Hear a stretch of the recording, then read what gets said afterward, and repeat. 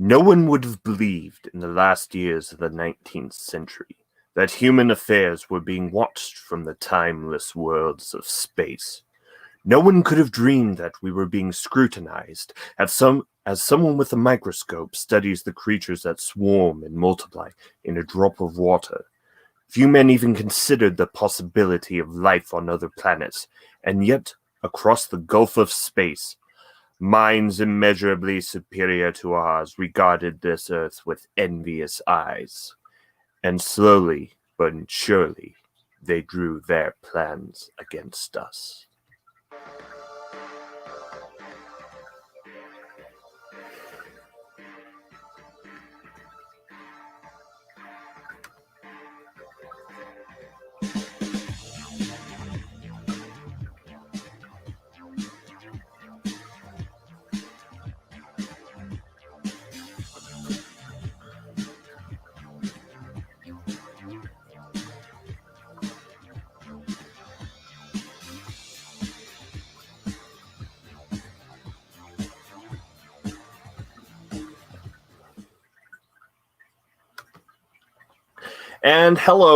And welcome to our special pseudo Halloween edition where we're discussing H.G. Wells's The War of the Worlds. And before we get going, once again, hashtag not sponsored at all, but I did put a link to the Project Gutenberg ebook of the War of the Worlds in the description below. Yeah. Okay. Yeah. And I did not mute myself. Yeah. Yeah. I did. Because it's a great book and everyone should read it, is what I said. Yeah. Ring, just to prove that I'm getting into spiritus, do you want to put me full screen for a second? Yeah. Sure thing. Oh, hold on. Okay, right. There we go. Yeah. Did you actually go and see it? I went and saw that about 10 years ago. That's when this old t-shirt is. Now we need to see Ring full screen and his t-shirt because he's got something thematic as well. Yeah. The trouble is, I was glad I was muted during your intro there, because once you finished the monologue, I was about to go dun dun dun. Yeah. I would have loved to have used the original music for it, but I thought we might get in trouble for it. Oh, nice stuff. Yeah. But yeah. So, the War of the Worlds, or the horrors of imperialism. Yeah.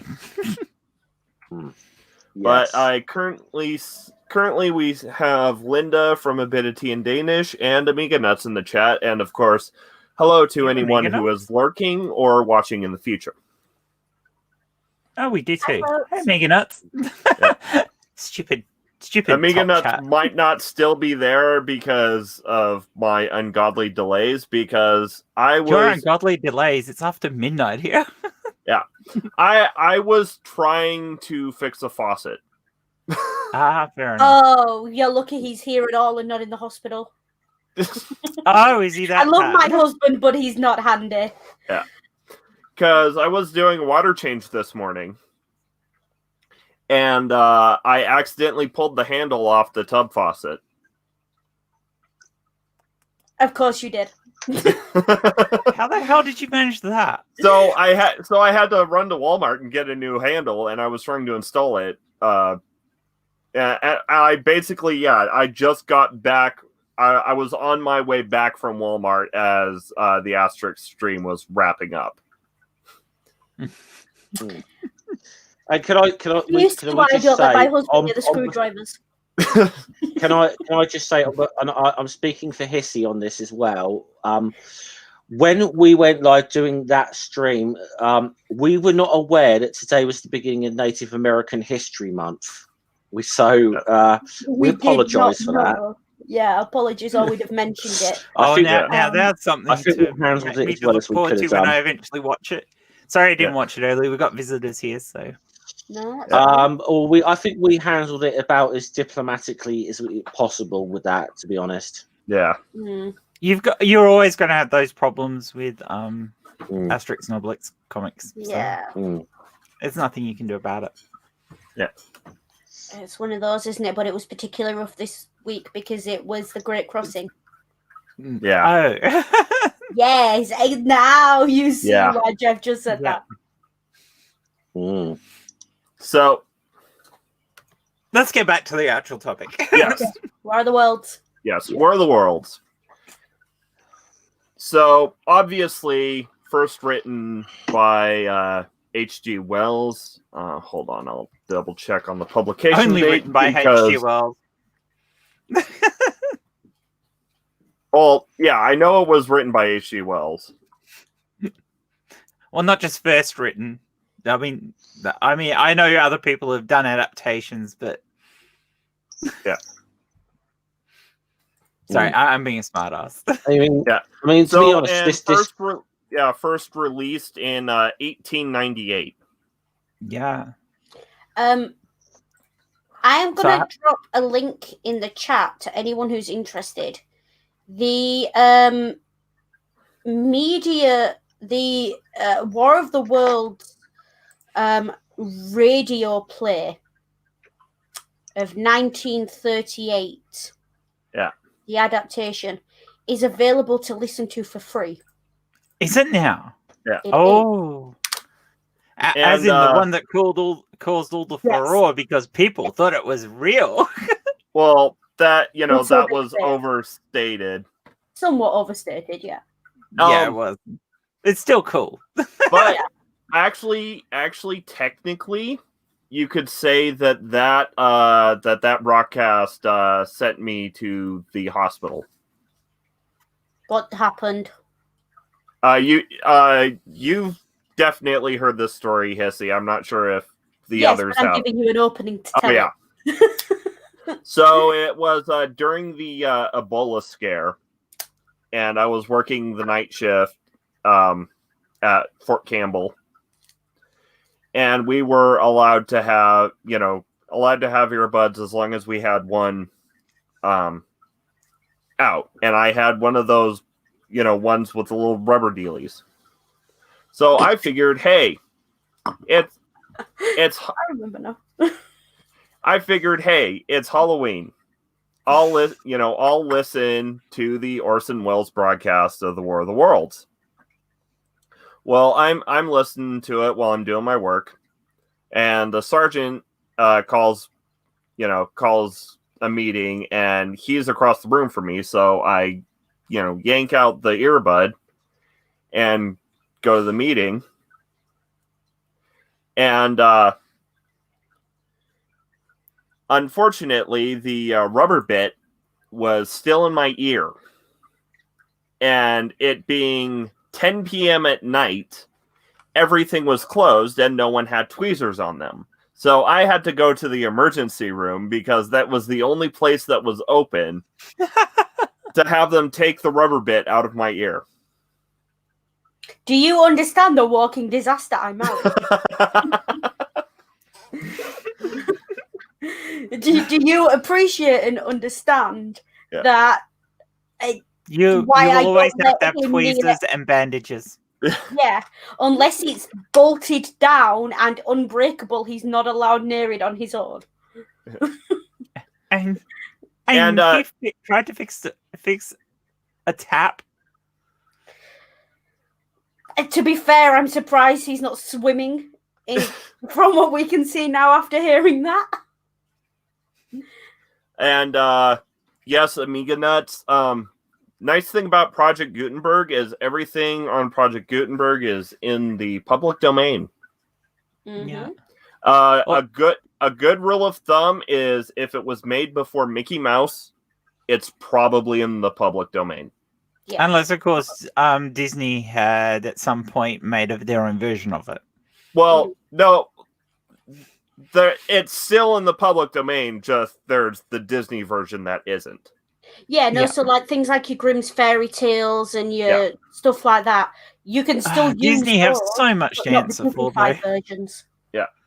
And but yeah, that's why I tend to call it the Mickey barrier, because everything made before Mickey is probably in the public domain. Everything made at the same time or after Mickey will never be in the public domain. Because that would mean Mickey would have to go public domain, and Disney do not ever want that. Yep.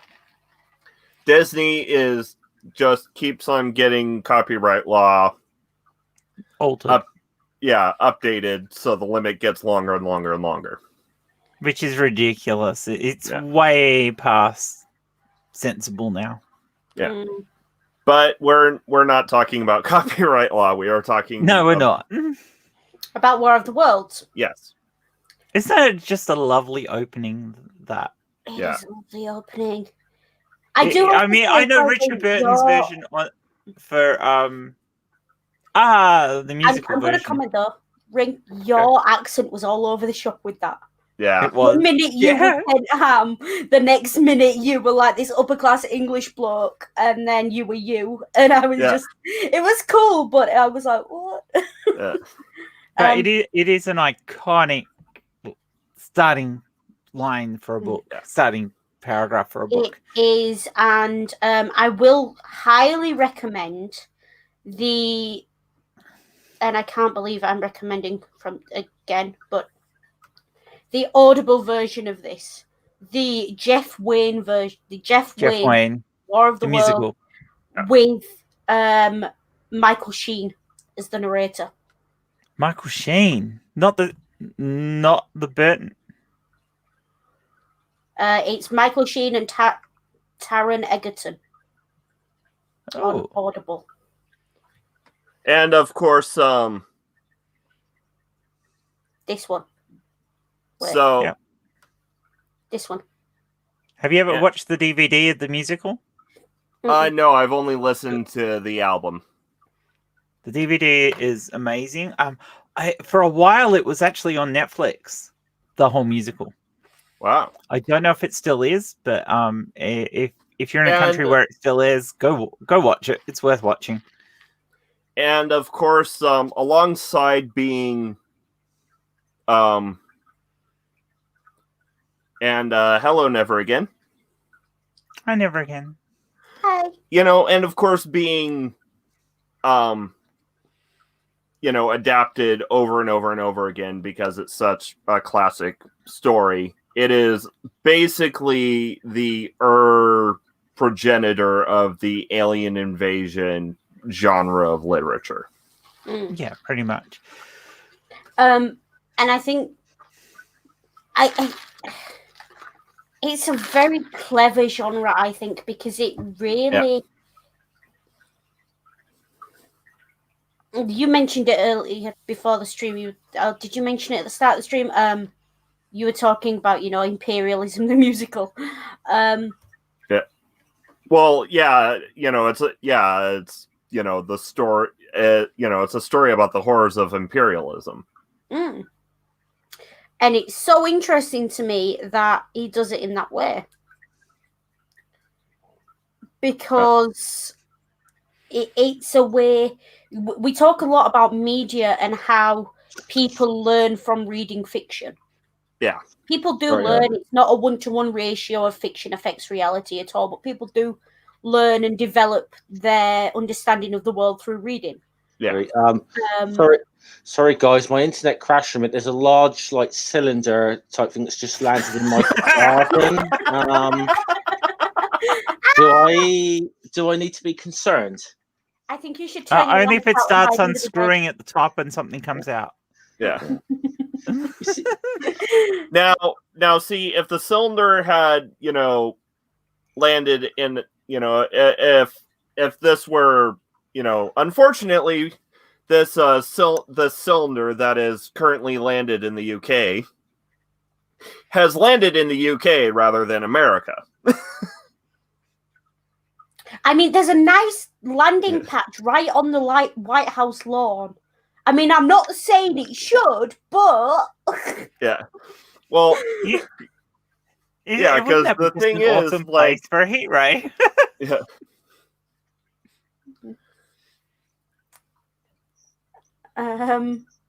Yeah, so if Jeff suddenly disappears, we're going to assume the aliens got him. Yeah. Yeah, I will actually say I'm seem to do have the odd occasional internet issue at the moment, so hopefully it won't be too much minimal problems. But It's the aliens. No, hold on. Was there a green flash in the sky a couple weeks back? Probably. It There's may have fireworks been, all- but it could have been alcohol involved when I saw it. Yeah, but wait, whoa. There were fireworks outside for the last 2 weeks where I am. Yeah. Am I sure there were fireworks? So I'm gonna have to catch up a little bit here because I've obviously missed the last few minutes. Yeah. So Well, so we're basically talking about how basically the thesis of War of the Worlds is imperialism sucks. yes, and I mean I don't know if you got onto this. I'm sure Jen would be very well aware of this. And one of the big things that was an influence on H.G. Wells is what the British did in Tasmania, and that was a big influence on H.G. Wells. What they did in I think the 1830s. It's sort of known. I think it's known in Australia as the quote unquote Black War. Yeah. This he's was a very big. That was, I know, a very big influence on. I mean, he had a lot of negative things to say about imperialism anyway. So Yeah, is it? I mean, he Does well, he's H.G. very H.G. Wells- complicated. yeah. H.G. Wells, from what I know, was actually very like progressive for his Yeah. time. I Yeah. mean, his analogy with Martians and people being analogous to imperialism is a little bit simplistic. Yeah. But I can see what he's getting at. And as the origin of this trope and these stories, Yeah. it's a good start. Yeah. Well, and also that it's I don't think it's like simplistic because he couldn't write it more complex. It's simplistic because it's meant to be. Yeah, and it was originally released as a serial as well, which is always going to make a plot a little bit more formulaic and simplistic. Yeah. Because, it's not being released all at once. It was like a magazine serial for the time. Yeah. A newspaper or magazine And it was- serial for the time. Yeah, it was being written for people who would buy magazines more so than buy Yeah. novels. So. And when I say simplistic, I'm more talking about this concept that he has that one massively advanced civilization versus another. Yeah. Imperialism in our world is not that simple. That's what I mean by simplistic. But for a serialized story, I can see why you took that approach. Yeah. I mean, it's not, but I mean, when the European powers went out and into the New World per se, like when they going to New Zealand or Australia, or when they first colonizing the US, it was very much this. There was definitely a power imbalance between the Europeans coming in with their big booming sticks and fighting off slings and arrows. Yeah, there was initially, but you do get to the point where the home team, as we'll call it, caught up. Yeah. And occasionally surpassed, as Jeff mentioned on our last stream. Yeah. So in that sense, that's what I mean by it's a bit simplistic. Yeah. Or you get the total case like it was with the Zulus, where the British just discovered that it didn't matter that they had the better weapons because the Zulus were better soldiers. Yeah. Better soldiers and had better strategies and tactics. Well, I think there's. I'm pretty sure it was either in the. May have been in the book or the mini series of Shaka Zulu. There's the good little scene about the King Shaka, asking about why he has his this British guy, why his soldiers all march up and down in straight lines, and he says, that's what that is that's discipline. It's been explained to him, is what we call, and then Shaka just tells one of his warriors to walk, and he just starts walking, and there's a cliff. He starts walking towards the cliff, and the warrior just walks over a cliff and falls to his death. And Shaka turns around to the British guy and says, "No, that's discipline." Yeah. Yeah. Which, it's an interesting commentary on that. But if you want a real life example of how outmanning, outgunning, and outspending and out everything but outclassing a culture can be against a more powerful invader, take a look at the Vietnam War sometime. Oh yeah, that's where or I the last 16 years in Afghanistan. Yeah. Outgunned, outnumbered, outspent, and still. I won't get too political on this, but I will say they probably should have looked at what the Russians how it worked out for the Russians when they went into Afghanistan. So that's why I mentioned Vietnam rather than Afghanistan. But I mean another example of would be I didn't just say out because eventually, obviously, the British did win, but the Maoris in New Zealand when they went, and this is not taught in British schools at all because it makes the British look bad. But time and time again, they scored victories and just outclassed the British. Yeah. Yeah, I mean, there is certainly an element in War of the Worlds where that immense power is just too much, and there's nothing humanity can do about it, and it's so overbearing. Whereas there is an interesting conversation they have in War of the Worlds about being an alien's pet, which I just found it's kind of that moment of shit, Well, what's our best case scenario is being domesticated here. Well, maybe a good thing I was to touch on about like this. I mean, maybe I'm getting into this part of the plot a little early here, but the battle with the torpedo ram ship Thunderchild, which I think is a good thing, where it's all of a sudden, just for a brief moment, there's hope for humanity again. Where it brings one of the machines down. Yeah, that's well, it's the second time we see a machine go down without, artillery. Yeah. And I think... And to put that into some context as well, being the setting at the time, the Royal Navy being the most powerful military force in the world in the time this was written. And if any force on humanity is going to be able to take them on, you think it's going to be the Royal Navy, and to see this pride of the Royal Navy, like it gets one of them down and then is just destroyed. Yeah, and is immediately melted by heat rays. You can see the influences of the plot of the War of the World on things like Independence Day. Yeah.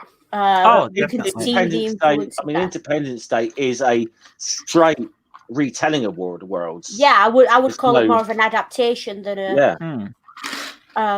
Probably a better one than the actual War of the Worlds movie with Tom Cruise. Yeah. That was awful. Because I find that as to be not a very good movie. Yeah, is that the one where they had the little girl in it? Yeah. Where did she come from? Twizzy's daughter. I will say, because the old film they did in the 1950s of War of the Worlds was enjoyable. But even if it didn't have tripods. No, I know, but it was still, it was definitely better than that was it 2004, 2005 thing with Tom Cruise? Yeah. Yeah, it wasn't a particularly good movie. Yeah, Independence Day is a much better version of War of the Worlds. But I've just suddenly remembered that I studied this book in school, and I watched that War of the Worlds with Tom Cruise and his daughter. Yeah. Which tells me how well I was taught it that I didn't remember it at all. Yeah, but and well, the thing is, War of the Worlds is one of those like few, works that you can literally trace everything in a genre back to that as the inspiration. Even depictions of what Martians look like, even depictions of, even if you look at films like comedy films like Paul, which you watched with me, Ring. Yeah. The two guys who meet an alien who crash landed in America. Yeah, Paul. Well, no. The Greys come from somewhere else, but the alien invasion literature. Yeah. Greys come from basically War of the Worlds is the War of the Worlds is to alien invasion literature is what Lord of the Rings is to high fantasy, essentially. Yeah. And it set up a lot of the tropes for how that would work. The aliens that are so powerful that they're like gods compared to us, and we can't fight back. Not easily fight back anyway. Yeah. And then there's the, just the advanced technology that they bring. It was very forward thinking, actually, of H.G. Wells. His concept of a heat ray and the big walking tripods, which they adapted into Star Wars. Well, as well, I was going to say, as a sort of theme of this, is like it's sort of touched on at least Darwinism, let's say, or the early stages of Darwinism or at least Wells' own interpretation of that. And you've got to remember that Thomas Huxley, who is the guy who's known as Darwin's bulldog, and I think I'm not sure if he was the guy who can coin that phrase "survival of the fittest," or actually no, I think that was someone else. But he was actually a teacher of H.G. Wells. H.G. Wells, playing with his understanding of Darwinism, of Darwinian evolution, is very much a standard theme throughout all of his works. It comes out most strongly in The Time Machine and The War of the Worlds, of course. Yeah. Yeah. But the Morlocks. Yes. And we will have to have other episodes on his other, he's very much the father of modern science fiction. Yeah. Him and Jules Verne.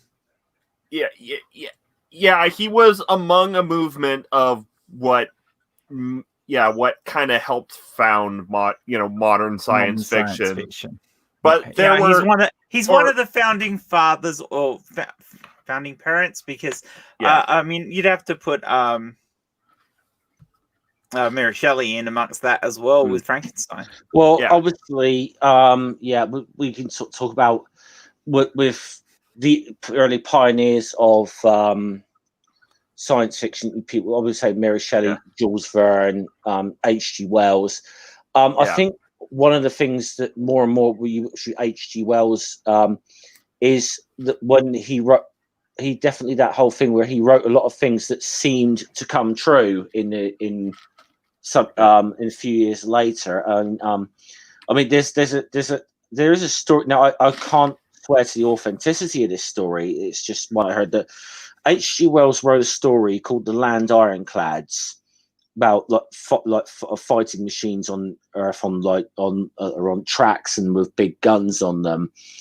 And a few years later in World War One, when it's actually H.G. Wells actually tried to patent the tank, as he said, actually, I invented this. Yeah, I heard whether he actually did try to patent the tank once or pursue some sort of legal thing over it. I don't know, but effectively and then obviously the famous one is he wrote a book called The Shape of Things to Come, and there was a film version of that released in 1938, where you just see this big big planes flying over, just bombarding London, and audiences who watched it at the time thought that opening scene was really ridiculously far-fetched. And this is what the Blitz was 2 years away at this time. So he had a good hit record, I think, there with predicting certain things. I think the thing with him, though, was, I mean, he was very well educated. He read the stuff that was going around. So he knew the stuff that Da Vinci and Galileo and others had done in conjuring up concepts of tanks, a couple of hundred years earlier, and he knew where the technology was going in the future. They had the iron foundering, then they had the beginning of they had steam engines and stuff like that, and he knew right, we can do this engineering now. This is something that can probably happen. So I mean, all the way through, he knew that we could build machines that could do certain things. He also, I mean, his idea of a heat ray was more or less came true with the advent of flamethrowers to a certain extent, or not exactly the same, but well, I would say high energy lasers would be your heat ray. Possibly. It's not really described as a laser, though, is it? It's described as an invisible ray of heat. So if you're talking about a laser that's light outside the visible spectrum. Technically, it's not a ray of heat, though. Yeah. Sorry about that. Some funny noises outside. Oh. But I mean, that's neither here nor there. He knew that he had a good idea of things that could and couldn't be because he was well read. He read the developments. He read the science stuff. He was into that. He read Darwin's works. He read other science works and stuff like that. So like all good modern science fiction writers, they will go and read about the things and figure out the things that can and can't be done and try to whilst they'll push the envelope on that and they'll come up with their own ideas based on stuff that's in development or is around that. And they don't push it to ridiculous levels usually. So quite often science fiction does predict things that will happen in science, but only because it's starting from the science itself. Well, and the way and H.G. Wells does this very well in his works, or his more famous ones, the ones that he's well known for. And once again, it's mostly in War of the Worlds and the Time Machine, is he takes his understanding of Darwinian evolution, kind of accelerates it, and then uses it to craft a now the shoe's on the other foot kind of scenario.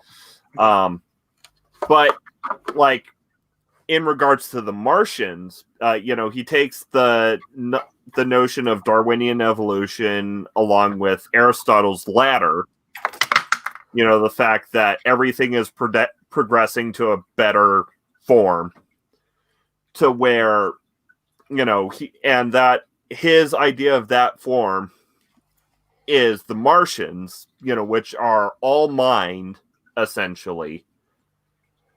But he subverts it as well by making them by going later in the book saying, they focus too much on on developing their minds and lost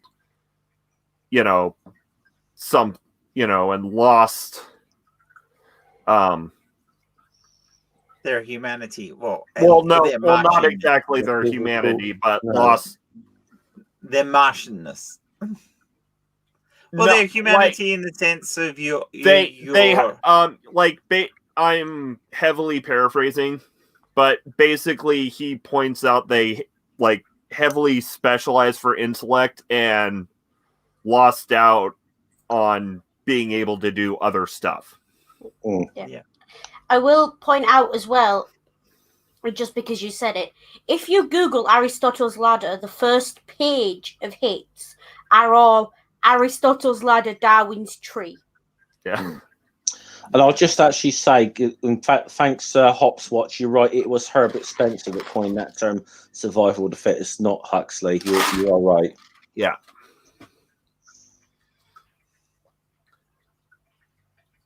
And so I actually do have a kind of a headcanon about the War of the Worlds. Okay. So even though we realize that as it's written, largely it's a first person narrative written by a journalist who's reporting on the things he's experienced and his conjectures, essentially, while trying to survive. Yeah, while trying to survive. So when he sees the Martians feeding by injecting the living blood of humans into their veins, this is already like at least halfway through the story at this point. My headcanon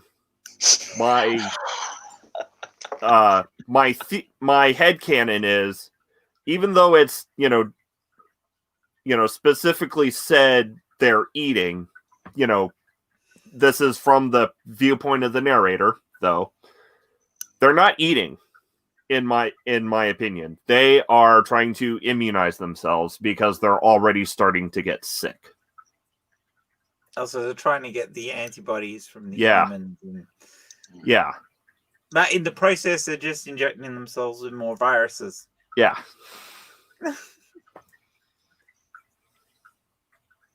Because, the Martians had, eradicated all disease from their planet already. So, that they had to have some understanding of medicine. Basically, my headcanon for the Martian viewpoint of the War of the Worlds is basically at the beginning they figured they'd be biologically incompatible with Earth germs and didn't worry about it, and then that turned out not to be the case, and then they went, oh shit, we've got to try and rig up a vaccine before we die. And the vaccine was human blood. Yeah. My apologies if my microphone picked up any of that. It's the dangers of living on a council estate. Yeah. I heard someone being called a dickhead. Yeah. Apologies. Yeah.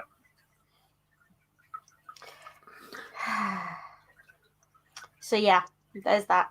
Yeah. Such is life. Yes. But what you wouldn't do for a tripod right now. Yes. Yes, aim it at that block, please. So, speaking of having our own fighting machines, even though that is somewhat of a pipe dream from the artillerist, at least in the Jeff Wayne version, there is a Korean sequel. A Korean animated sequel to the War of the Worlds. Oh. Yeah. North Korean? South Korean. I'm not saying a word until you tell me the basic plot because my brain just went straight to AO3. Yeah. So basically, it's, the Martians come back. And humanity's better equipped to fight them off. And Nikola Tesla has figured out how to reverse engineer the war machines. So it follows the crew of the first human built war machine as it's fighting off the Martians. Okay. Okay. Yeah. I have questions. Actually, kind of sounds cool. But... Yeah. That's not what I thought it was going to be. Yeah, that's the plot. The plot synopsis that I've read a while back. I haven't actually seen it. I'm kind of interested in seeing it. What was it called? I don't remember what exactly it's called. All I know is it's a sequel to the War of the Worlds. That it's an animated film, produced out of Korea, and it's a sequel to the War of the Worlds.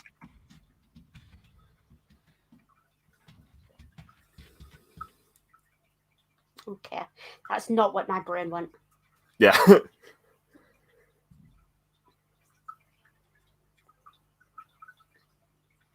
Remember, the stream is at least PG-13. The stream is. We try to keep the stream at the most PG-13.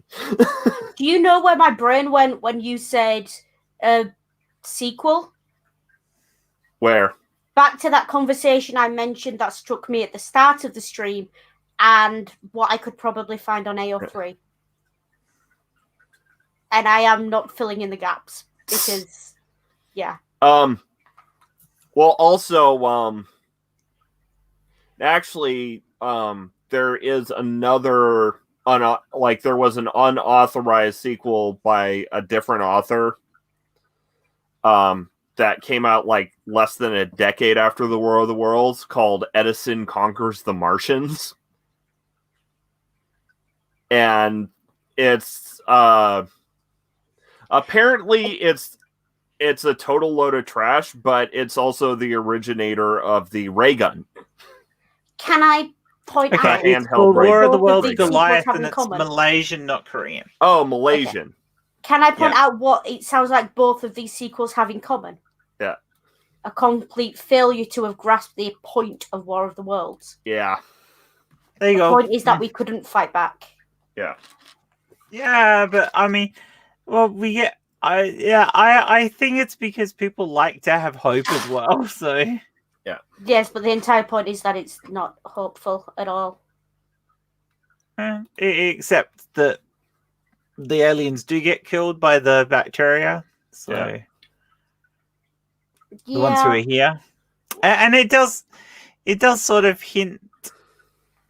The novel kind of does sort of hint that the Martians that didn't come to Earth, who have not died from the thing, are looking for ways that they could still do this. So yeah, Hmm.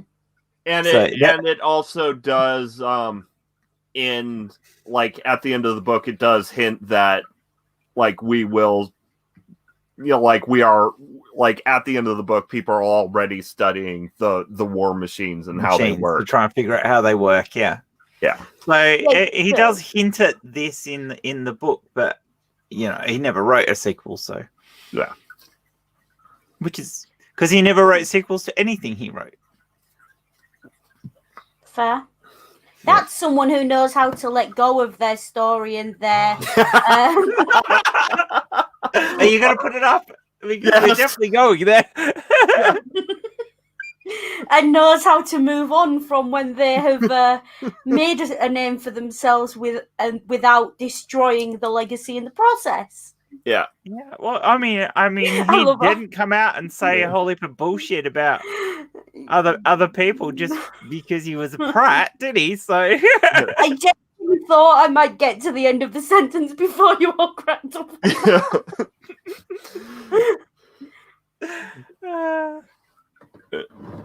Channel punching bag. Take a drink. Oh, wow. Oh, are we doing this? No, Next time we'll use alcohol. I don't want to kill anyone. Channel punching bag drinking game. Do not use alcohol. We are not responsible for any death or danger you put yourself in. If we do a week where we do teen fantasy books, we should do that. Do you know how much we need to have everyone sat next to a sink and a kettle? Some toilet.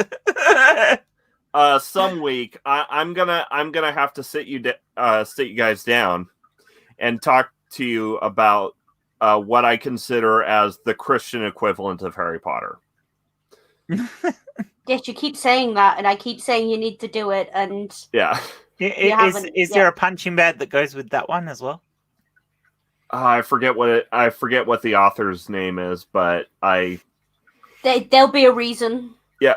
Well, the annoying thing is there are better novels than her novel that tell similar stories. There are, but it says that novel is a zeitgeist because it came around just as the internet exploded. Yeah. Yeah.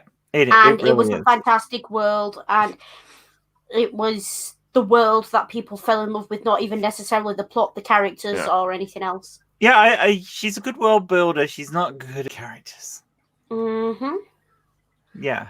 I mean, I love the world. The world of Harry Potter is cool. The characters are very one-dimensional. Okay, so to kind of gently ease back. Oh God, sorry. Now I was listening in, but I'm probably a couple of minutes behind or so. Yeah. But there was a couple of things being said was about obviously the ending of that book, and sort of how differently that sort of happened with real imperialism and that with humans when they've gone to other places or whatever. It's normally been like when Europeans, for example, went to New World, it's normally been them bringing their germs there and wiping out masses of the population. And so it's kind of weird that there's almost a reverse of that going on here. Well, yeah. I will say as well, that topic, yes, I'm glad you said that because I was about to. Also, is anyone else, after the shit show that has been 2020, finding it very difficult to now trust that the governments of the world will unite in the face of this kind of danger? Please read it. Please read it, Ring. Read what? The alternative version of the War of the Worlds intro. Oh, okay. Yeah, because that so fits in what he just said. Yeah. So someone wrote an alternative version of the opening. Okay. No one would have believed at the end of the second decade of the 21st century that societies and nations across the world were on the brink of disaster.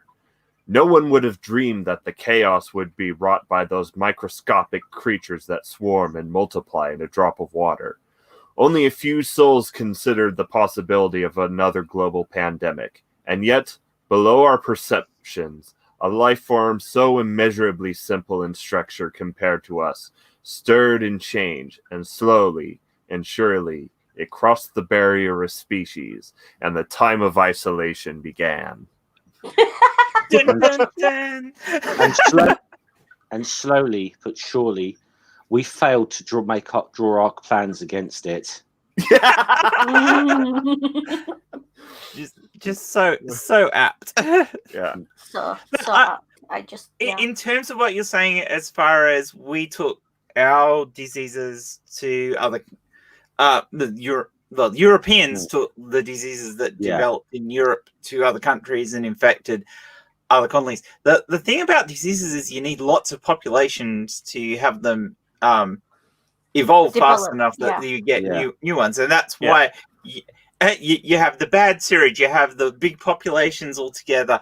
Also, and the stuff, all that crap in Europe with all the big cities. I kind of touched on this during in the chat during the Asterix stream. Yeah. But the thing about Eurasia as opposed to the Americas is Eurasia had a bunch of species that were ridiculously easy to domesticate. Yes. And all those animals got all crowded together with us and crossed the species barrier. Yep. Which is why we, the Europeans had brought so many diseases to the other peoples who weren't as lucky when it came to what they could and couldn't domesticate. It was. I mean, yes, that ability I mean, to be able to domesticate the animals is why the cities we got the cities in the first place, because there was plus of course you have the crop that's mutated that gave you wheat and the other crops, whereas all you had in the Americas was corn. Sorry, Jeff, go.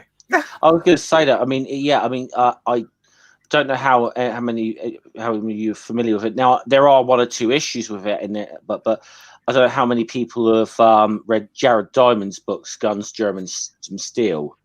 Which sort of talks really about in a certain way Europeans were in a certain way geographically kind of lucky with very with what it's like why when they brought germs so to the new, like for example when smallpox came over to the New World by the Spanish. I mean, it wiped out so much of the Central and South American I mean, it really was the Mayans. It's probably one of the Incas more. So the Mayans were already ancient history before the Spanish even that's came true, over, to be honest. Well, so but the Incas and the Aztecs more, but particularly with the Inca Empire, in Peru, the smallpox after the outbreak there just wiped out so much of the population, and I believe in North America, I can't remember which tribe it was done to. It may have been the Powhatans. The British actually actively used for the first time in recorded history germ warfare against them, giving them infected blankets and stuff that they knew was infected. Yeah, that was in North America, wasn't it? Yeah. See, and the point I was getting to was the fact that Wells knew all this. Yeah, he knew about the germ theory of disease, which is why he wrote it in the book. He also understood why Europe had the more diseases and was taking it to other locations. And what he did was he turned it on its head, because the Martians came to us and they went into our big population areas to kill people. So they exposed themselves to the diseases that were there. Yeah, I mean, it's clear. They did the reverse. They didn't take it. They exposed it. Yeah, he actually reversed what happened there, and it was. I mean, I suppose if you could say that there was a flaw in the plot of this, that these Martians, whatever, was so immeasurably superior to us that they didn't think about that when they invaded, is interesting. But no, they did think about it. They just didn't worry about it. They thought, like Ring said, that it wasn't going to affect them. We came from different stocks. We evolved differently. Their microbes aren't going to affect. Oh, bullshit. Yeah. Well, also, it like there isn't a timeline per se, but it is heavily hinted that the Martians had eradicated all of their deadly diseases for decades, if not centuries, before they decided to try and invade Earth. So they didn't need huge, great, big, powerful immune systems because they've gotten rid of the diseases. So they weren't catching anything. There was nothing new coming up for them. That was the hint that he was making. So when they got to Earth, they had crappy immune systems.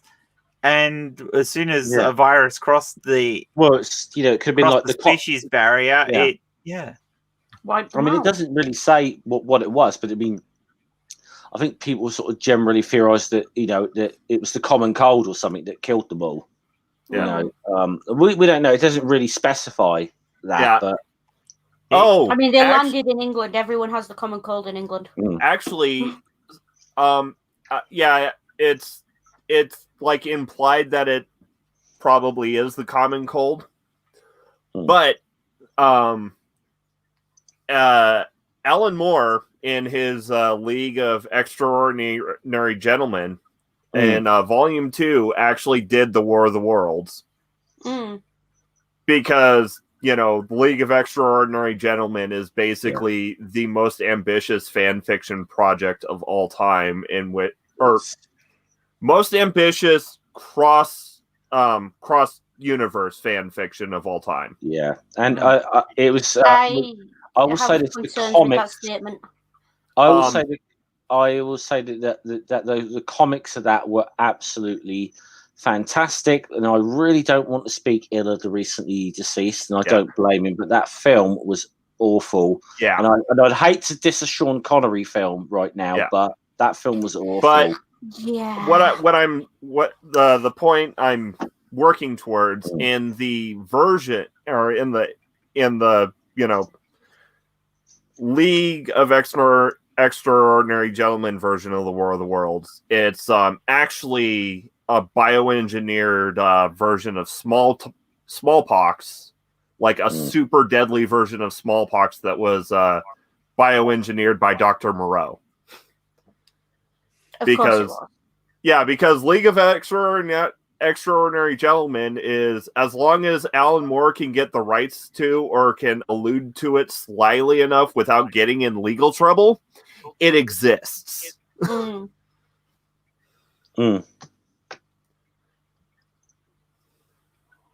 Yeah, I mean, it could have been anything. I mean, I think most people will assume it's a common cold, but it's not really said that it is the common cold. It's just speculate. I mean, that's just the sort of common theory that it was something as simple as the common cold that we take for granted, and it's just a nuisance to most of us. Though, actually, it technically can't be the common cold because it is specifically mentioned as a bacteria that does it. Yeah. Yeah, not a But virus. also, before we completely leave the League tangent, it also later works also feature a certain bespectacled wizard child doing a Columbine at a school and becoming the Antichrist.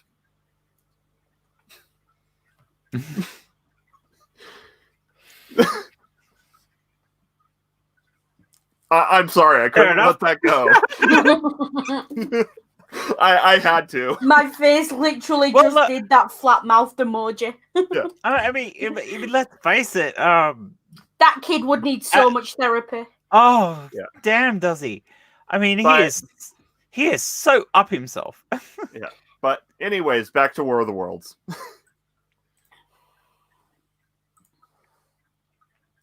Oh, sorry. Yeah.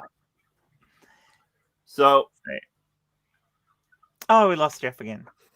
Those aliens, they unscrewed the pod. That's what it is. Yeah. I love the description of it in the bit after the first bit that you read where he's... where is it?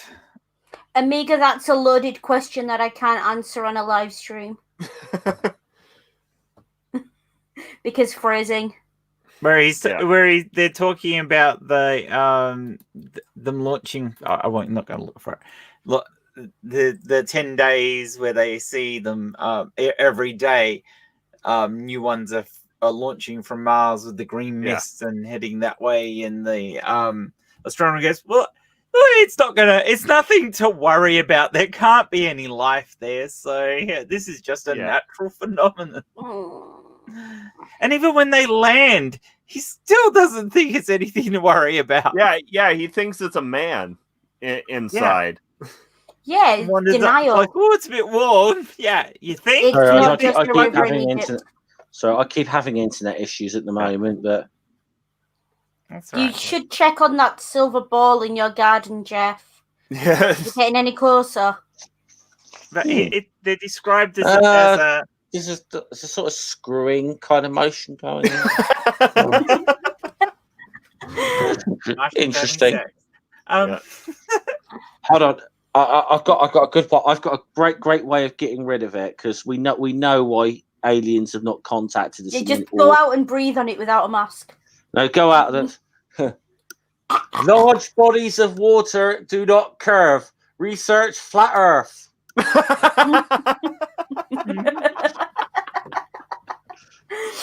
Anyway. Mind you, I don't know, that might make them exterminate us faster. It's just like, nah, fuck these. It definitely make us more wouldn't happen right now. No alien's going to want to come here right now. They may as well wait until most of us are dead from COVID. Well, sorry, I was just sidetracked for a little joke there, but I don't know if any of you remember the band the Trogs who did the song Wild Thing.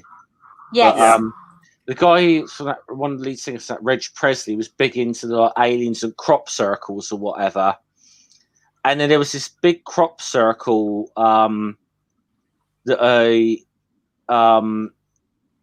appeared in like southern England, shaped like a penis.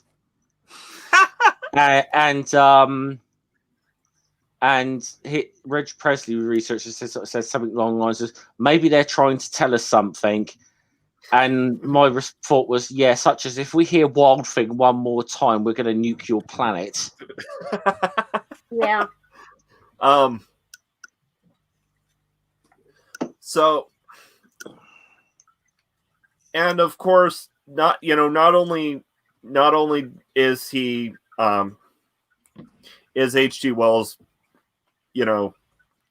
like, not only does H.G. Wells do it as a straightforward, imperialism allegory, it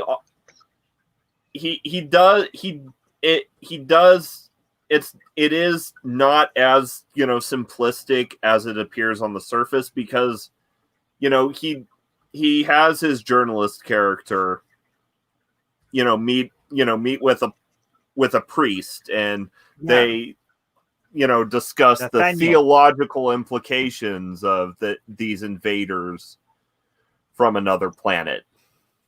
Yeah.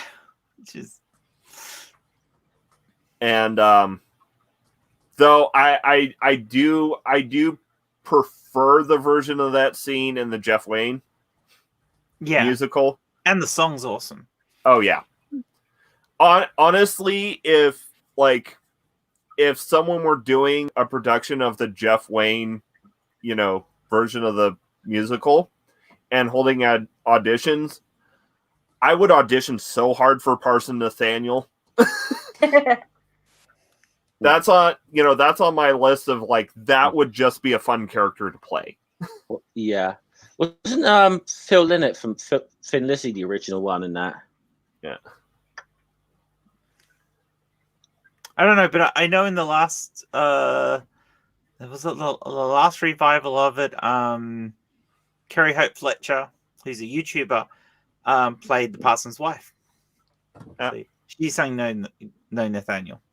Yeah, for that. So, I mean, I gotta say, because full disclosure, I went to see the musical live about 10 years ago. It was just before, they still had some of the original. But Justin Hayward was still there. Yeah. But one or two, there was one or two of them. Justin Hayward was still there. The guy who sung Thunder Child in the original was still there. I think Jason Donovan did the Artilleryman. And I never thought, I'll give the guys some props. I never thought I'd ever come away from anything ever saying, bloody hell, Jason Donovan was good. But that's the version no, he did on DVD. Jeff? Yeah. Did I just say those words come from your mouth? Yeah, I never thought I'd ever utter those words in my life. But I had to give him credit. He really, he knocked Brave New World out of the park. I do like the new, the revival version of Brave New World better than the original. I mean, given what Jeff's just said, I will admit that I went through a teenage phase of repeatedly playing 10 Good Reasons. The album, not the single. But no. No, I know I've just ruined all my credibility whatsoever on the internet by uttering that sentence, but you have to kind of sometimes give credit where it's due. Yeah. Oh. Wow. I was looking to see it's due to Jason Donovan. I was looking to see if they still had the War of the Worlds musical on Netflix. They don't, but they do have War of the Worlds Goliath on Netflix. Ah. So if anyone wants to find out what the Malaysian sequel is like, it's there on Netflix. Scummy, you do realise that Jason Donovan is partially responsible for the existence of was it Kylie? I am well aware of all the crimes against humanity that Jason Donovan has committed. Okay, Why do you think we stand to you lot? I am just saying, on this one instance, he was really good. Yeah, you realise it took a long time for Australia to find the right things to send back to you guys, so we could pay you back for sending prisoners over here. Yeah. Well, And, to be honest, you kind of topped yourselves with Rolf Harris, though. Yeah, well, I was going to start with that. I was going to say, well, look, we sent you Jason Donovan, we sent you Rolf Harris. You sent us Fosters. Yeah. Well, we sent everyone Fosters because we don't fucking drink the shit. Yeah. So, never again. Thank you that you've enjoyed listening to the to us ramble on about War of the Worlds. Can I point out we've been going an hour and we haven't started on the plot yet? Yeah. So. We've talked about bits of it. Yeah, we haven't done it as a big breakdown like we did with some of the other shows. But I think I don't know if you can really do that because obviously we want to cover so much with this. Yeah. I don't know that we can go step by step through the plot, really. And it's really better to take it to if you want to analyze the plot of War of the Worlds, you have to do it thematically. You can't do it on a narrative basis. Yeah. No. Because if you do, you'll repeat yourself a lot and it will be boring. Yeah. So that's fair. Though I will say that one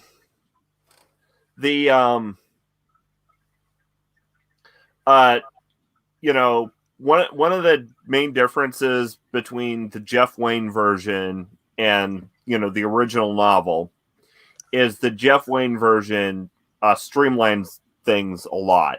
Yeah.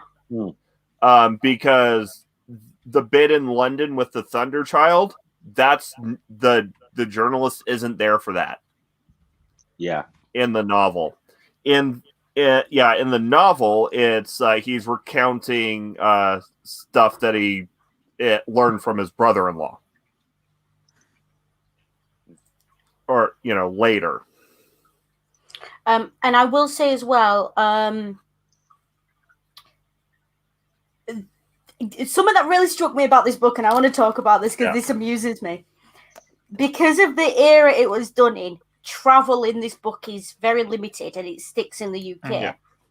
Now, I don't know about you, but the idea of getting on a horse and cart and going 10 miles down the road or whatever it is, because an alien landed in my front garden does not feel sufficient. And yet, I mean, nowadays it'd be like, what continent could I go to where there might not be any aliens? Yeah, I'd be like packing up to go to the airport. Yeah, it'd be like phones, spare underwear, and like tins of food in my suitcase, and off we go. And that would be the deal. But to be fair, if you can get enough food together, what you do is you go and find one of those big bunkers that they don't use anymore, left over from the Second World War, and go and hide in one of those. Or the Cold War, and go and hide in one of those for a few weeks. I mean, to be fair, if aliens want to come to where I live, good luck to them. Yeah. You've heard what they're like. But, no aliens coming into this world anytime soon. We've got too many viruses. Yeah. And not only these aliens supposedly watched us and scrutinized us for so long and missed the fact that we all cough. Yeah. Oh, though that that scrutinized, studying the creatures that swarm and multiply in a drop of water, opening with that, and then ending with, all the Martians dying due to bacteria is a great way to bring the novel full circle. Yeah. the story full circle. But not only has War of the Worlds, inspired multiple films, a radio drama that, according to urban legend, caused a massive panic. A rock opera and multiple film versions and television series. But there is also a massive piece of public art that was inspired by it. Yes, there is. There is. Yes. In the village of Woking, where the novel takes place, there is a massive sculpture of a Martian tripod. Oh, I should point out that Woking is not a village anymore; it's a town. Oh, well, in the town of Woking.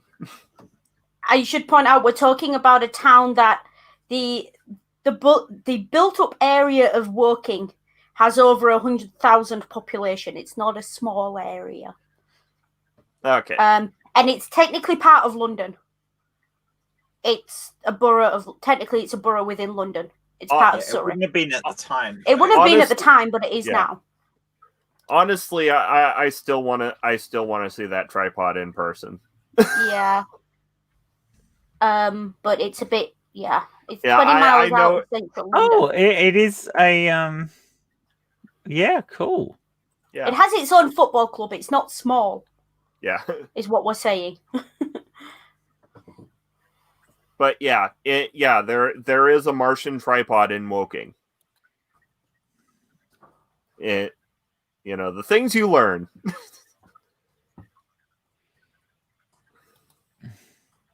That is a cool looking tripod. Yeah.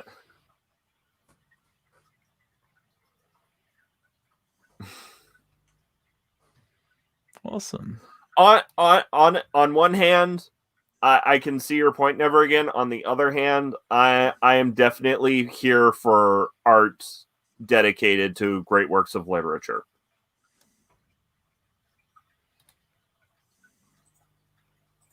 And yes, I am putting the Woking tripod on the same par of Rodin's, Dante's Inferno sculpture. No.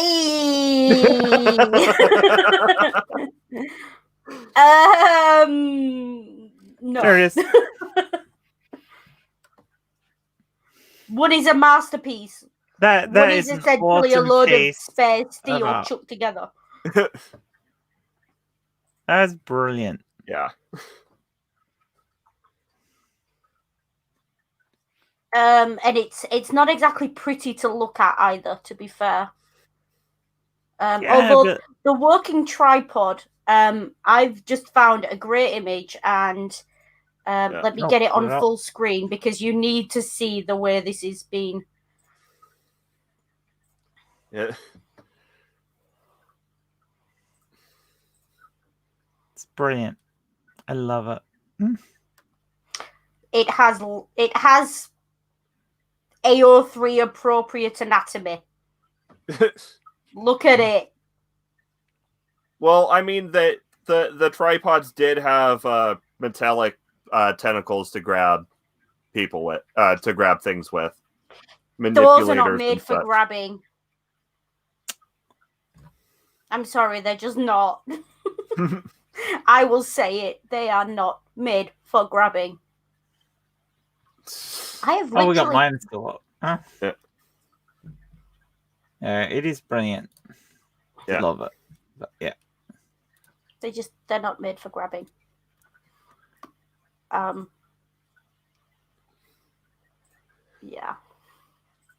So we've talked about the original. We've talked about Jeff Wayne's. Are we going to talk about the version produced by the other Wells? As an awesome. We've kind of danced around that topic, but we haven't really addressed it yet. The Americanized version that supposedly caused a panic. panic. It didn't cause a nationwide panic. Yeah. It did cause a small panic in a few locations. Yeah, like there were like a few like scattered reports of people calling in, but what the newspapers did blow it way out of proportion. Oh, definitely. But yeah, there were cases of people phoning the police and stuff like that because but listen, having listened to it, he does make it he does make it very clear that it is a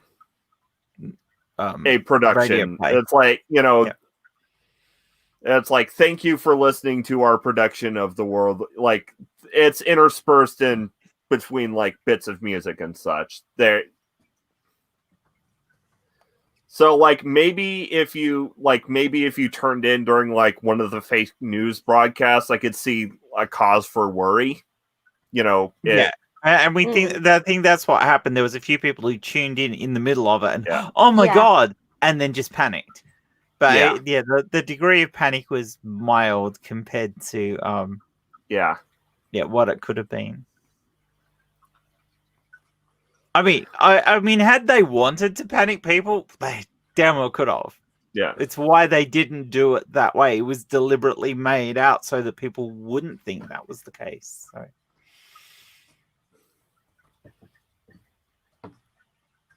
Yeah. But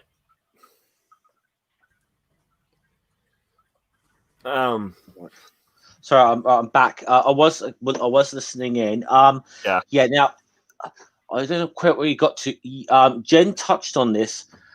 The quote unquote panic is exactly what happened. That Orson Welles did this thing called Mercury Theatre Troupe. Okay.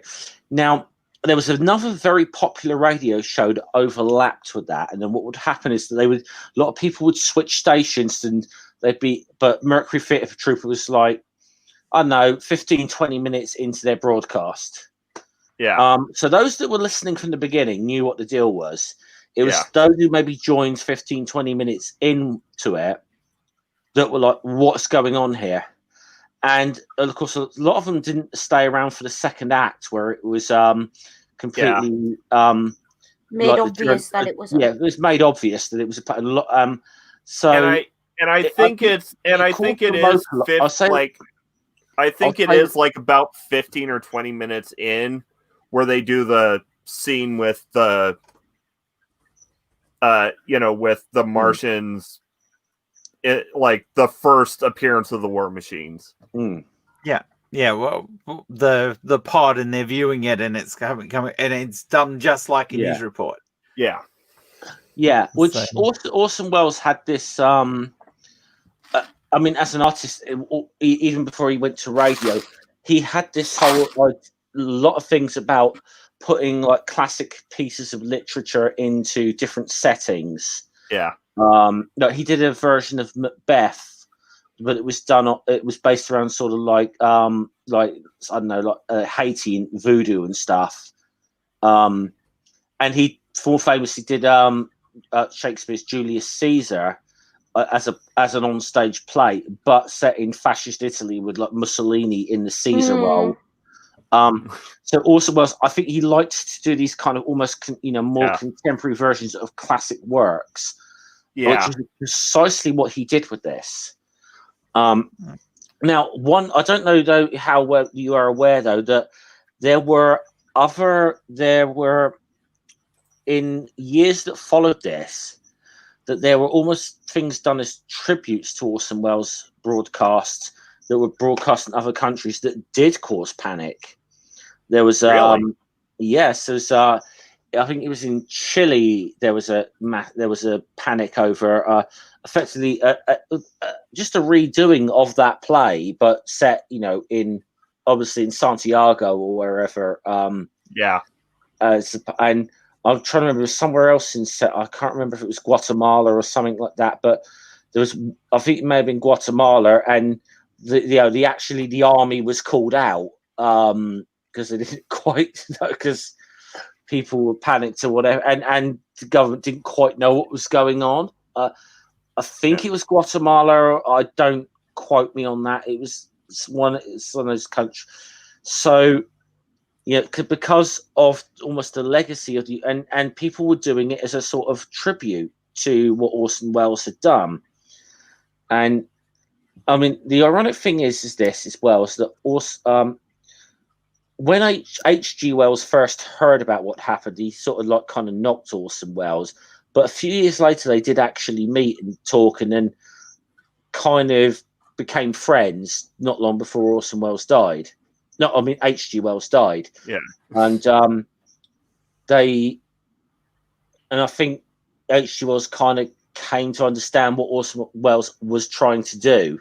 I mean, there's a big myth that it was all a big, there's a big myth about it that it was all like a hoax, like a prank done for Halloween. Yeah. That wasn't the case. No, it was it was a dramatization.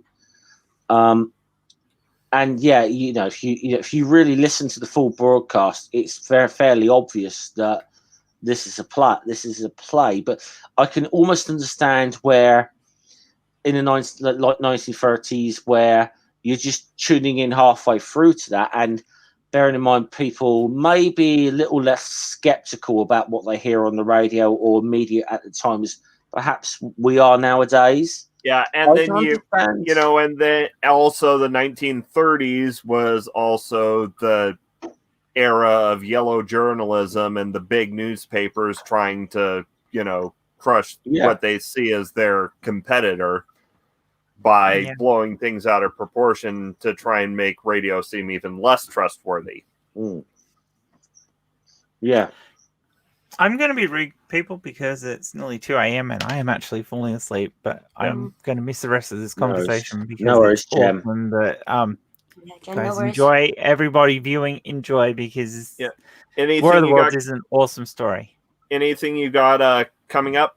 Okay, later this week I'm doing another Stump Gen stream, but I'm having Matt, as in Not a Doctor, who Mara and I have interviewed a couple of times, and Godless Engineer has also interviewed. He's doing his doctoral degree in physics at the moment, so we're going to be doing Stump Gen, but he's also going to be on there trying to be for people to try and stump. That'll be done morning our time in Australia, so good time for people in the US. So if I go in there and say, if you got a triangle with sides 1, 1, and 1, that's probably not going to stump him, is it? No, it's not going to stump him. just so reference for anyone in the chat listening, that I kind of, when Jen did her first Stump Jen thing, I kind of joked by putting all the questions that the notorious flat earther Anthony Riley, aka Sleeping Warrior, got wrong. Like in this chat, what's 5 divided by 0? Yeah. I actually feel very honored by Matt because he's got a really cool video coming up, and he sent me his script to proofread, and I go, why are you sending this to me? You know more about this than I do. And he goes, because you know enough about it to spot any mistakes I might have. And I go, oh, no, that's an incredible honor and a beautiful thing to say. So yeah, but he's got a really good video coming up this week.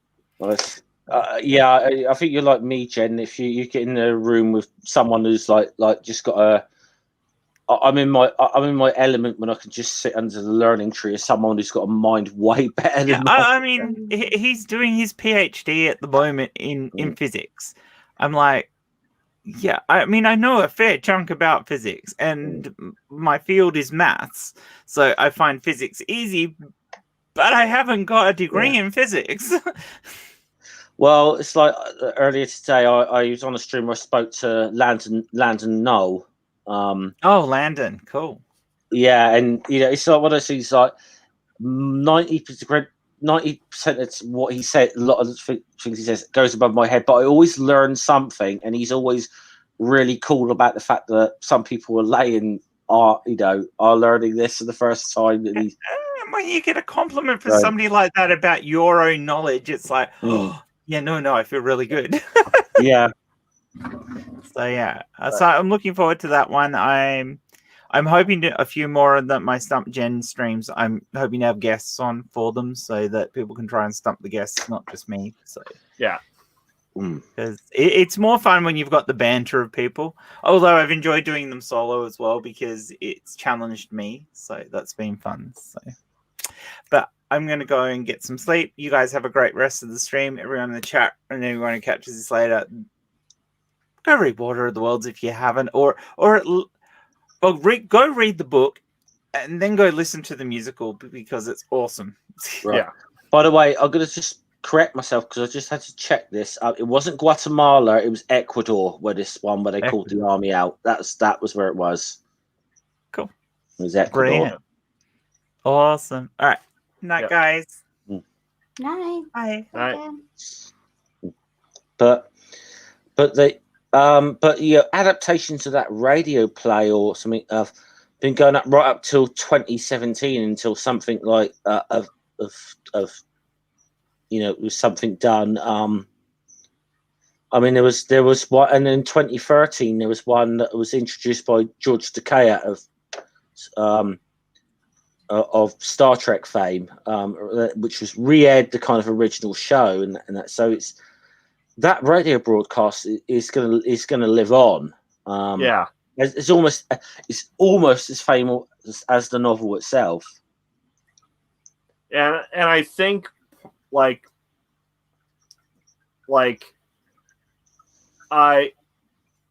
perhaps the radio broadcast or the infamy of the radio broadcast helped because obviously War of the Worlds is, a foundational piece of its genre.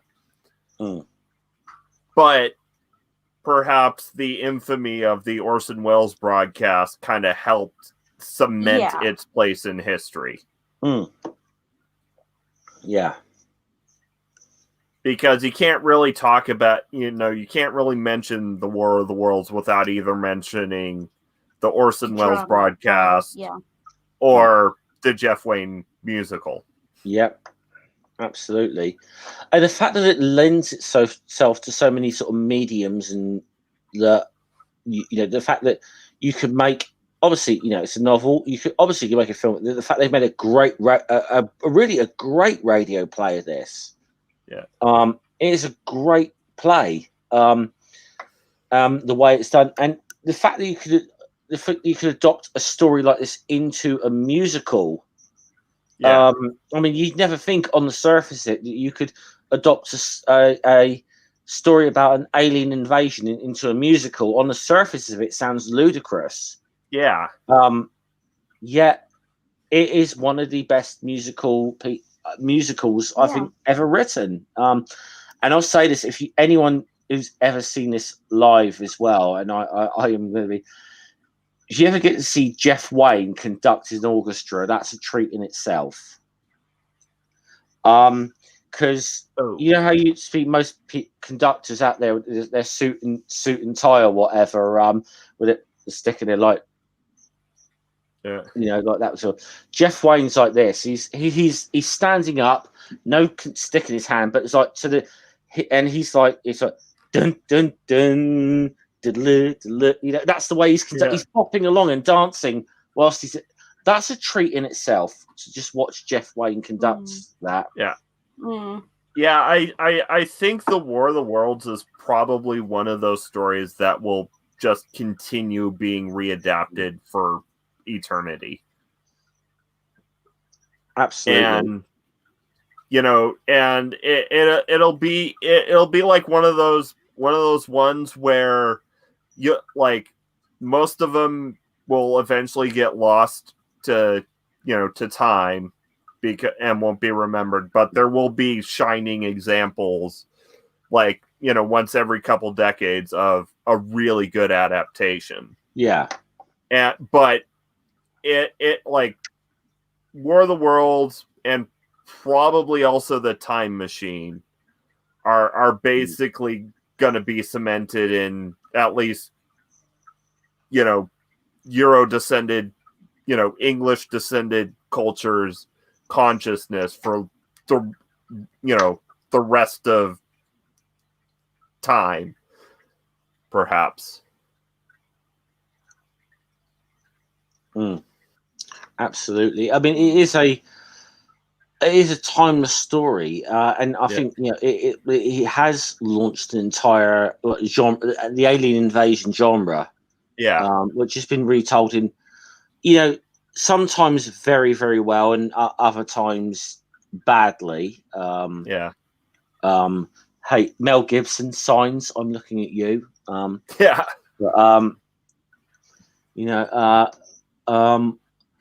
yeah, I mean, even like said, like people said, Independence Day was an adaptation of War of the Worlds. Again, less said about the sequel to Independence Day, the better. But even sort of parodies like Mars Attacks, which is a great film.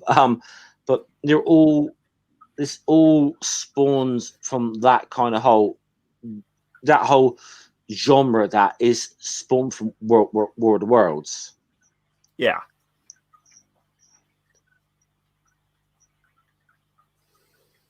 And I think, the whole concept of any story you could sort of tell about a force that comes in that is so overpowering and hope is kind of crushed.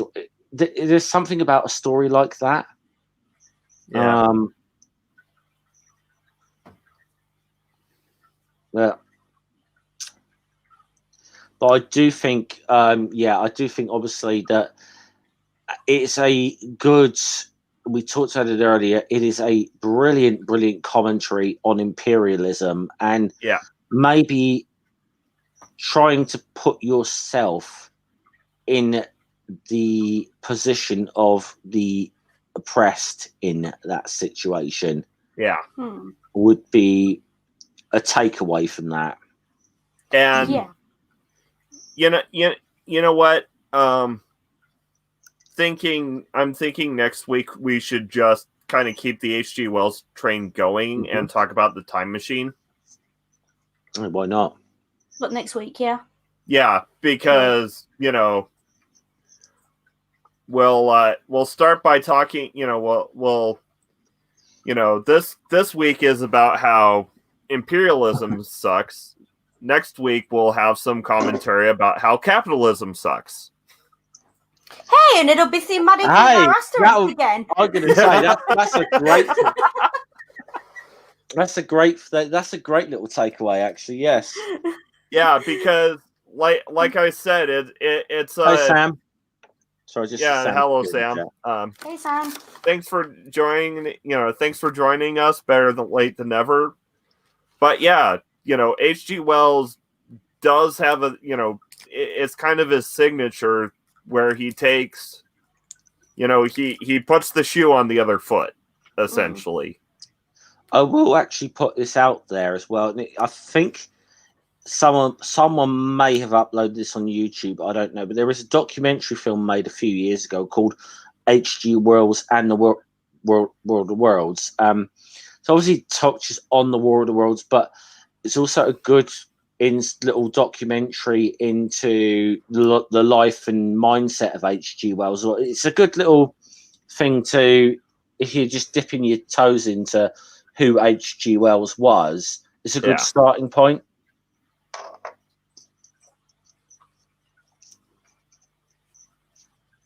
But anything anyone else wants to add? I think we've pretty much talked this through. Don't get complacent, I think is the message of this book. Yes, Amiga Nuts' homework is to reread The Time Machine. Yeah. Been a long time since I read that. Well, I've got to even think. I'm sure I have read it, but I might have to brush up on it this week. So that might be my homework. Yeah, I think I read it when I was about 12. So I think I'm gonna. By the way, Amiga, can I just say I sent you a DM, mate, about something. So I don't know if you want to respond to that.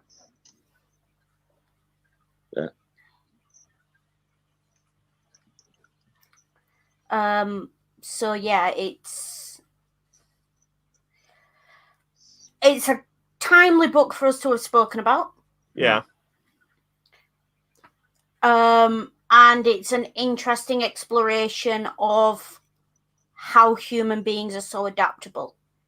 Because I think for me, and again, I said at the start of the stream, so I'll say it at the end of the stream, for me, the fact that they sat there and went, so what's our best case scenario and how do we survive this?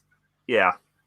For me is indicative of the best of people. We will find a way to survive. We will adapt and evolve and find a way to survive, always. We hope. Yeah. Now, whether that's as the pets of aliens or, or through grandiose plans to excavate underground that we don't really act on. Yeah. Or whether it's by sending Will Smith up in a spaceship with a USB key. Yeah. And how on earth he had the right cable, I've no idea. Or making Jack Nicholson the president. Yeah. Although we came close, I think, yeah. The one thing about sci-fi for me across media is how much hope is present in the genre. And it's one of those genres you can read it as, yes, it's depressing at times.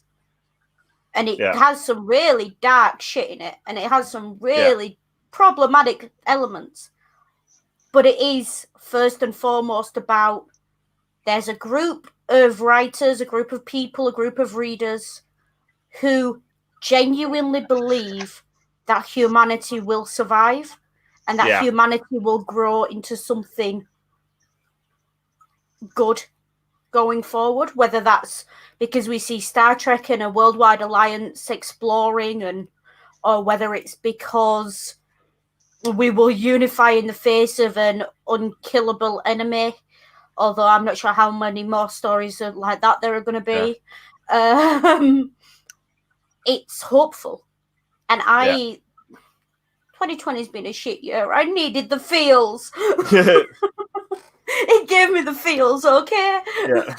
When I started thinking about this. Yeah. But it's nice. It's nice to know that some people have got enough imagination to imagine what would happen if human beings were just a little bit better than we are. Right, Amiga Nuts, yes, I just checked, I can. Thank you, mate. So I like sci-fi as a whole because of that. Yeah. And I think it's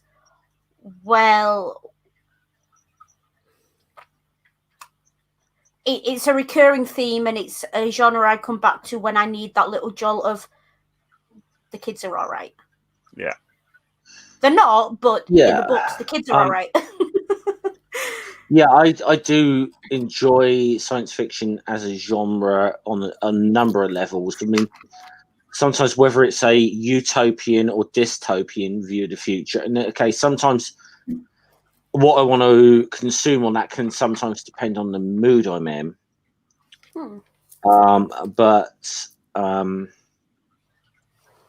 I mean, really though, when you talk about like the best, certainly when you talk about the best science fiction stories ever told, if War of the Worlds is not on your top 5 list, there's something wrong. And it is. I think you could even make a case that in terms of just stories that have been told, it's up there with the very greatest stories that have ever been told in the history of human literature. It is the War of the Worlds is up there. Yeah. And it and like part of what makes great stories great is they're simple and effective. But with that, let's move on to shilling. Okay, well, I'll. Also, Jen's done her stuff. So the stuff I'm shilling is pretty much what I've been doing with Hissy. Yeah. On my channel next Sunday, 1 p.m. UK time, as Hissy and I are back on the Asterix books now, we will be doing, and I'm looking forward to this because it's my favourite Asterix of all the Asterix books. We're going to be doing Obelix and Co. And I'm really looking forward to this. Yeah. And I've promised Hissy I hope Hissy likes this because I've really promised her she's going to love this book. But it's one I'm looking really, really forward to covering. Other than that, I think I'm going to be on Linda's show again next week. Bit of tea in Danish. She was in the chat earlier. I think I'm going to be on her TMI show on Thursday. So look out for that. And sub to Linda if you haven't already, because she is underrated. So, So, I mean, I don't have anything to shill except for Asterix and Obelix and this, and D&D, because that's pretty much everything I do on YouTube. I keep saying I'm going to start producing content, but then life gets in the way. And I made the joke in the earlier stream that YouTube broke my cherry, took my cherry. So my D&D cherry anyway. My D&D cherry. It's still scum as D&D cherry. Yeah, and of course, this coming Saturday, secular D&D, and of course, next Sunday we are going to be talking about the Time Machine, and I'm going to try and read through that in a week. Reread that in a week, and before I get back to reading Dracula. Find an audiobook. Yeah. That if I do get through the Time Machine, it will be an audiobook because when I work outside a lot of the time, audiobooks are kind of good to have going in my ear. Yeah. So, and with that, let's move on to taglines. As Amiga Nuts asked, what is your new tagline? This is rude, but may all of your stains be large ones. Take care, be good, and if you can't be good, as always, be careful. And remember, keep your knife arm free and your shield at full charge.